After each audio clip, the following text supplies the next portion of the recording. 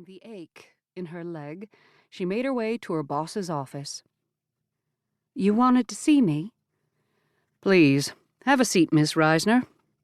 Frank Chapman, head of the ornithology department, gestured to the chair across from his desk. The bookcase behind him held mounted birds from his many expeditions, stacks of Bird Lore magazine, which he edited for the Audubon Society, and 18 books and field guides he'd authored himself. Elsa took the offered chair. "Can I help you with something? Have more shipments arrived from the South Seas?" Mr. Chapman's mustache twitched in a brief smile. "You most certainly can help, but it's nothing to do with the South Seas expedition.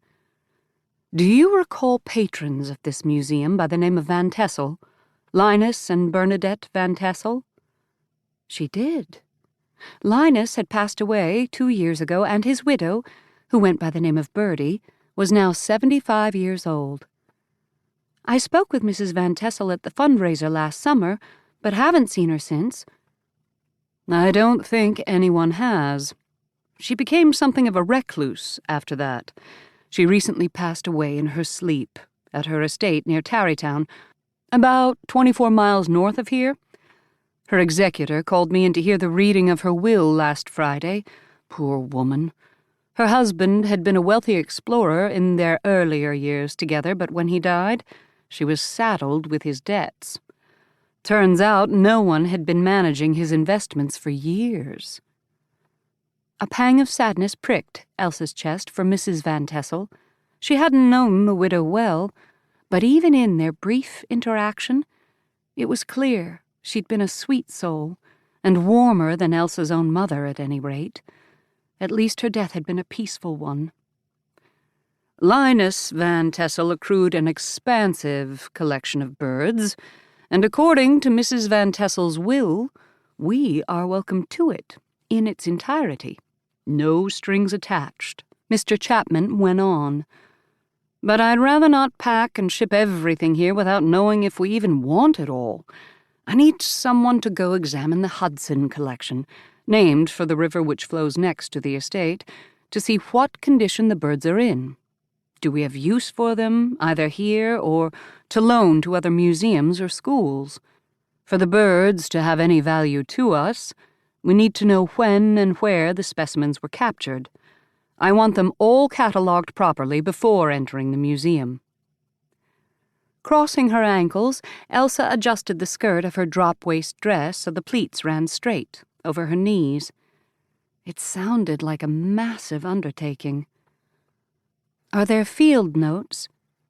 "Supposedly. That's what I need someone to find.